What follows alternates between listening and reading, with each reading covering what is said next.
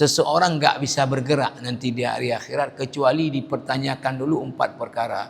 4 itu satu yang akan ditanya dari 2 sisi, yang lain dari 1 sisi aja.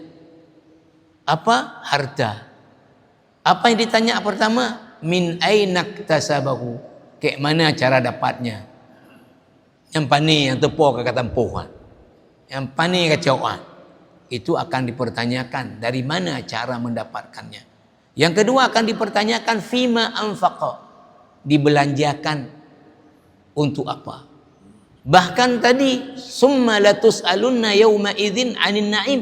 Nikmat-nikmat yang kita nikmati, yang kita miliki ini dipersoalkan nanti di hari akhirat. Yang mertua apa nih peng? Yang rumah hubina apa nih? Yang toko tu apa nih? Si bergaya, si jelaskan. Ya.